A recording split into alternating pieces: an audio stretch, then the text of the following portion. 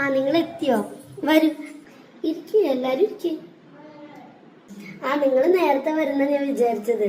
പിന്നെ പ്രതീക്ഷ സമയത്തൊന്നും കാണാതെ ഞാൻ വിചാരിച്ചു ഇന്നിനി വരുന്നുണ്ടാവില്ല എന്ന്. അപ്പോഴും അമ്മായി പറഞ്ഞിട്ട് അവര് വിളിച്ച് പറഞ്ഞതാണ് വരുന്നത്.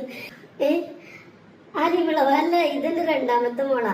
ഇവളുടെ തൊട്ടും മേലുള്ള ആളെയാണ് നിങ്ങൾ കാണാൻ വന്നിട്ടുള്ളത്. അയ്യോ ഇല്ല, അവള് ചെറിയ കുട്ടിയല്ലേ, അവള് ഡിഗ്രിക്ക് പഠിക്കുക. നിങ്ങൾ കാണാൻ വന്നാണ് ഇപ്പൊ PGക്ക് പഠിക്കുക. ഇവര് രണ്ടുപേരും വലിയ വയസ്സ് വ്യത്യാസമൊന്നുമില്ല, 1.5 വയസ്സിന്റെ വ്യത്യാസമേ ഉള്ളൂ. നിറം ഇല്ല, നിറം നിങ്ങള് കാണാൻ പോവല്ലേ കുട്ടീനെ, അപ്പൊ നിങ്ങൾ കണ്ടിട്ട് മനസ്സിലാക്കി. നിറം ഇവിടെ ഇച്ചിരി നിറമുണ്ട്. നിങ്ങൾ ഇരിക്കുന്നാലും ഞാൻ ചായ എടുക്കാം. മോളെ നീ വന്ന്. എന്താണെന്നോ, നിന്നോട് ഞാൻ എത്ര പ്രാവശ്യം പറഞ്ഞിട്ടുണ്ട് കുട്ടി, ഇത്താനെ പെണ്ണുകാണാൻ വരുമ്പോ അവരുടെ മുന്നിൽ വന്ന് നിൽക്കരുതെന്ന്. അതിനെന്താണോ നിനക്ക് മനസ്സിലായില്ല? വന്ന് കാണുന്നവർക്ക് മുഴുവൻ നിന്നെയാണ് ഇഷ്ടപ്പെടുന്നത്. അവൾ ഒരാളെ ഏൽപ്പിക്കുന്നതിന് മുന്നേ നിന്നെയാണ് ആദ്യം കല്യാണം കഴിപ്പിച്ചുകൊണ്ടുള്ളത്. വരുന്നവര് മുഴുവൻ നിന്നെയാണ് ചോദിക്കുന്നത്. അത് നീ ഒന്ന് മനസ്സിലാക്ക്. അമ്മായി മോളെ കൊണ്ടുപോയോ? വാ, കൊടുക്ക, എല്ലാവർക്കും കൊടുക്കും.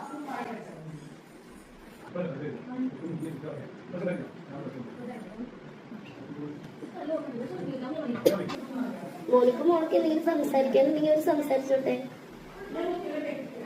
വേണ്ടേ?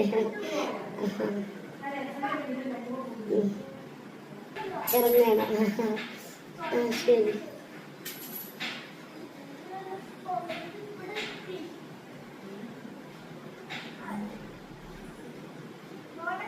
എന്തായി അമ്മായി, അവര് വിളിച്ചോ?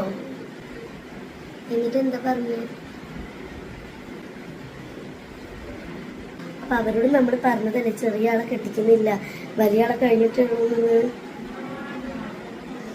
അവർക്ക് ഇഷ്ടമായില്ലെങ്കിൽ ഇഷ്ടമായില്ല എന്ന് പറഞ്ഞാൽ മതി. ഒരു ചെറിയ ആളെ നല്ലതെന്ന് പറഞ്ഞു കഴിഞ്ഞാല് രണ്ടും ഞാൻ പ്രസവിച്ച മക്കളല്ലേ. എന്തായിന്നോ എനിക്ക് അറിയണോ? വസ്തുത്തിൽ നിന്നോട് ഞാൻ പറഞ്ഞതല്ലേ. അല്ല അമ്മായി, പിന്നെ ഞാൻ എന്ത് ചെയ്യേണ്ടത്? ഇവളോട് ഞാൻ പറഞ്ഞതാണ് അവരുടെ മുന്നിലേക്ക് വരരുതെന്ന്. എത്ര പറഞ്ഞു കൊടുത്താലും ഇതിന് മനസ്സിലാവില്ലെങ്കിൽ ഞാൻ എന്താ ചെയ്യേണ്ടത്? എനിക്കറിയാം അമ്മായി, ഞാൻ വേണമെന്ന് വെച്ച് തല്ലിയതല്ല, തല്ലി പോയതാണ്. അമ്മായും കൂടെ എന്നെ പോകുന്നു, ഞാൻ മോളോട് സംസാരിക്കാം. ഒന്നുമില്ലടാ, അതെ അവർക്കത് വേണ്ട പറഞ്ഞു.